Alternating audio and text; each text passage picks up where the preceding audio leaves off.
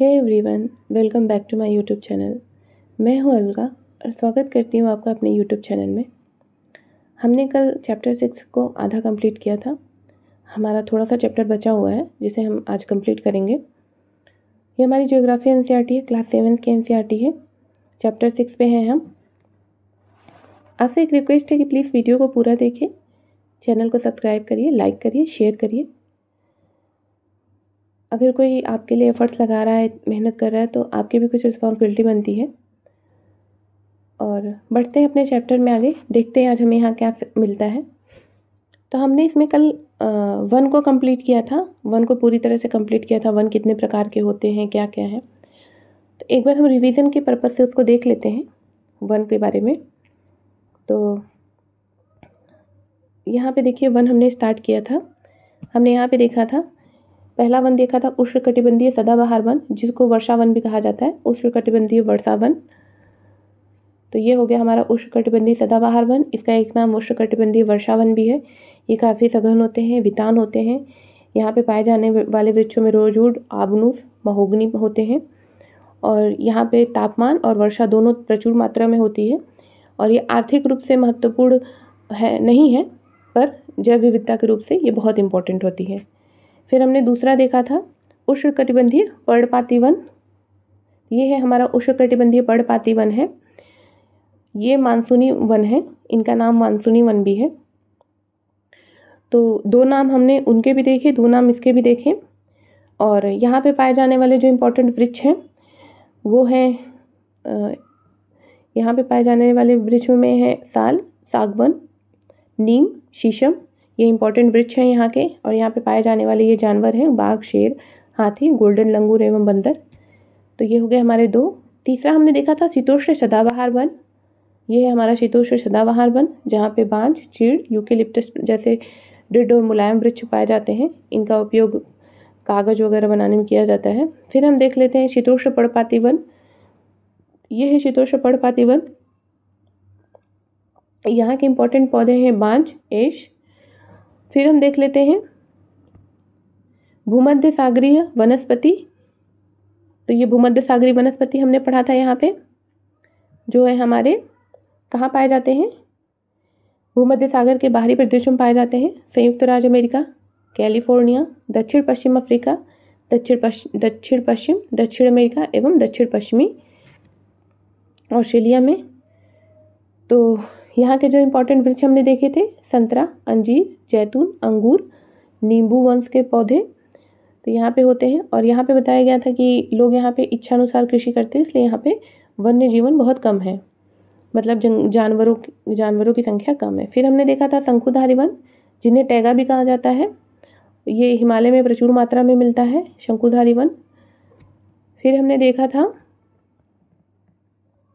इन्हीं शंकुधारी वन से जो है कागज़ वगैरह तक तैयार किया जाता है।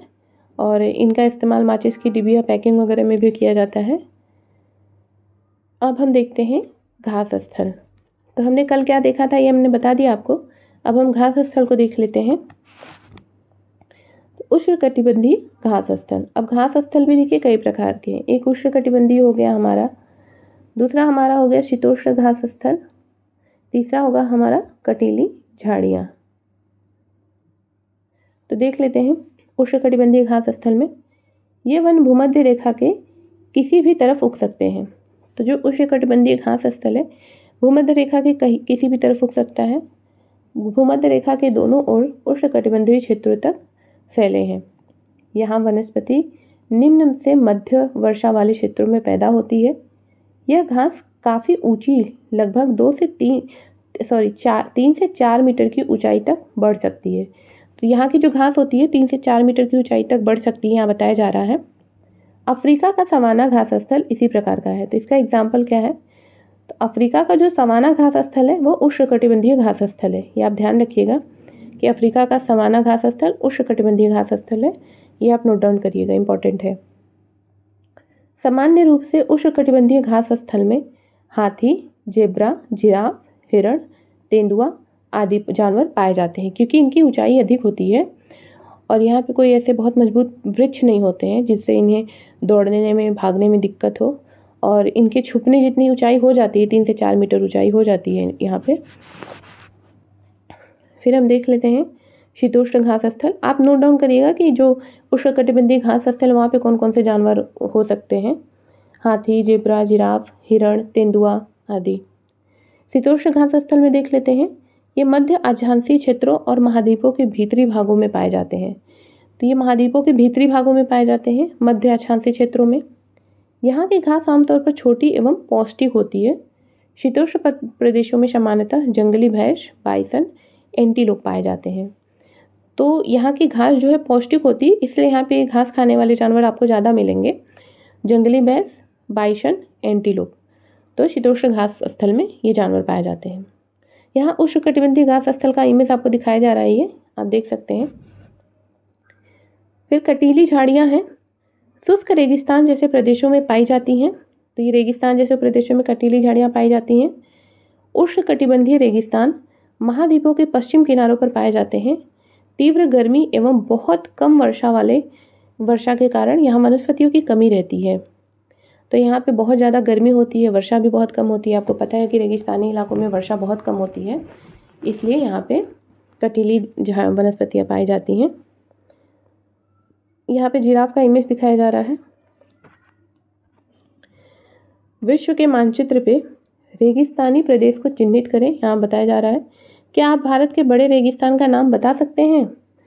तो भारत का सबसे बड़ा रेगिस्तान भारत का कहाँ है? आपको पता ही होगा कहाँ है, सभी को पता है। कमेंट बॉक्स में ज़रूर बताइएगा। और विश्व का सबसे बड़ा रेगिस्तान कहाँ है वो भी कमेंट बॉक्स में बताइएगा। अगर आप प्रिपरेशन कर रहे हैं तो उम्मीद करती हूँ कि आपको पता होगा। नहीं पता होगा तो आप बताइएगा, मैं बताऊँगी आपको। रेगिस्तान के कुछ जानवरों के नाम बताएं जिन्हें आप पहले जान चुके हैं। तो रेगिस्तान के कुछ इंपॉर्टेंट जानवर क्या है? एक तो बहुत कॉमन जानवर है जो सभी को पता होगा, जिसको रेगिस्तान का जहाज भी कहा जाता है। यदि आप ध्रुवीय प्रदेश में जाएंगे तो वह स्थान आपको अत्यधिक ठंडा मिलेगा। यहाँ बहुत ही सीमित प्राकृतिक वनस्पति मिलती है। यहाँ केवल काई, लाइकेन एवं छोटी झाड़ियाँ पाई जाती हैं। ये अल्पकालिक ग्रीष्म ऋतु के दौरान विकसित होती हैं। इसे टुंड्रा प्रकार की वनस्पति कहा जाता है। तो टुंड्रा प्रकार की वनस्पति कौन सी है? काई, लाइकेन, छोटी झाड़ियाँ।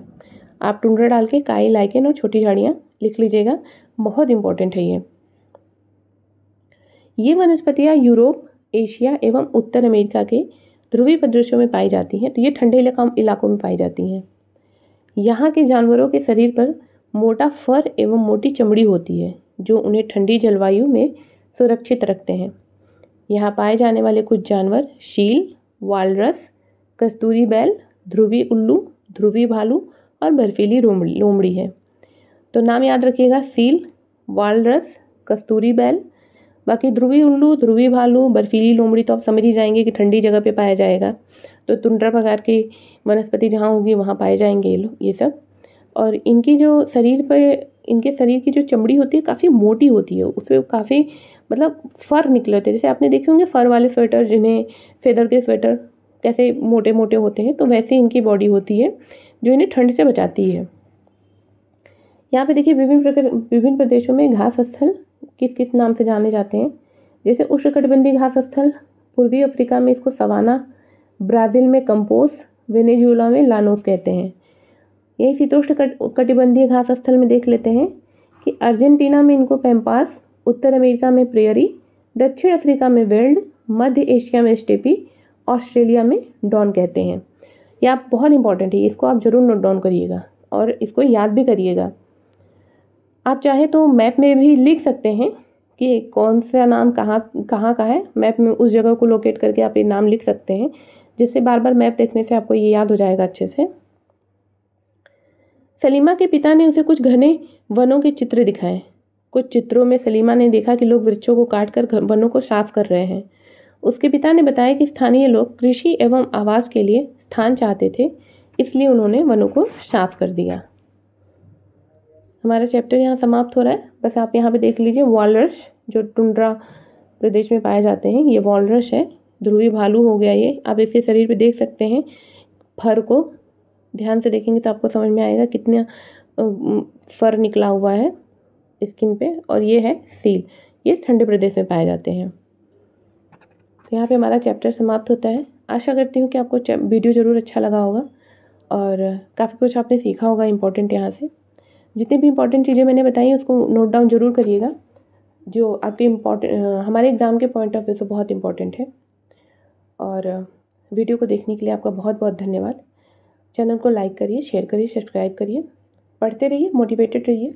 मिलते हैं फिर आपसे अगले वीडियो में, तब तक के लिए बाय। ध्यान रखिए अपना।